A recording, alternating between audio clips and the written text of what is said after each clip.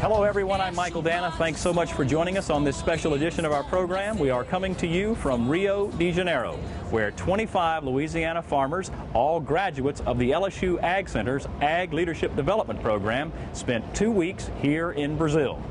Their tour of Brazilian agriculture is the culmination of an intensive 2-year program of study. And indeed, these farmers have a lot in common with their Brazilian counterparts.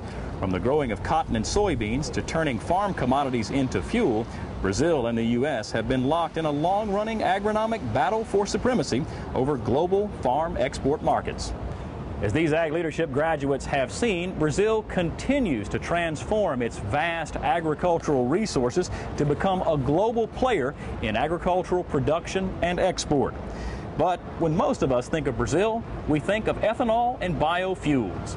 With an abundance of soybeans and sugarcane in production, many Brazilian motorists haven't effectively pumped a gallon of gasoline here in nearly 40 years. Ethanol is the fuel of choice here in Brazil, from motorcycles to vintage Volkswagens to vehicles of the Brazilian military. Brazil has effectively achieved energy independence from the grip of Middle Eastern oil. At ethanol refineries like Cosan here in Sao Paulo state, millions of liters of ethanol are produced each day. The feedstock is the company's 1.5 million acres of sugarcane. Last year, Brazil produced 22 billion liters, or 6 billion gallons of ethanol, enough to replace 10% of the world's gasoline demand. It's more towards marketing. Members of the LSU Ag Center's Ag Leadership Development Program heard presentations on ethanol and biofuels during their visit here to Brazil.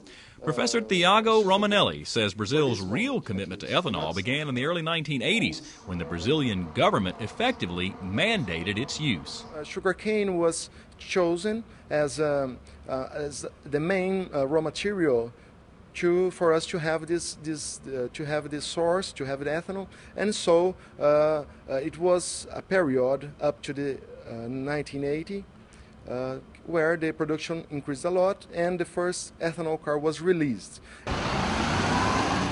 Cars are small here in Brazil and designed to run on either ethanol or a blend of 25-75 ethanol to gasoline mix.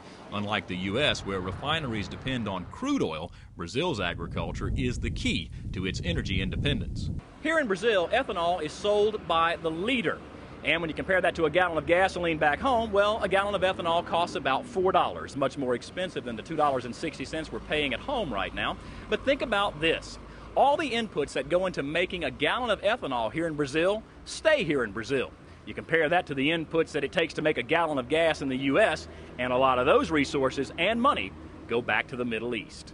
So how can U.S. agriculture improve its position in the global energy market, doing the same for its citizens as Brazil has done for hers? Well, one way is for universities like LSU to continue its research to make sugarcane a must-have crop for both food and fuel. The Ag Center, I think, really does a good job as far as the sugarcane production itself.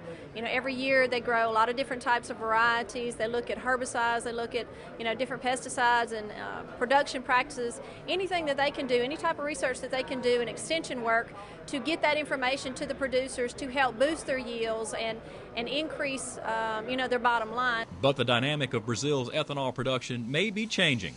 Recent discoveries of oil off Brazil's coast will no doubt have an impact on how much sugar is grown for ethanol and how much ends up in a cup of Brazilian coffee.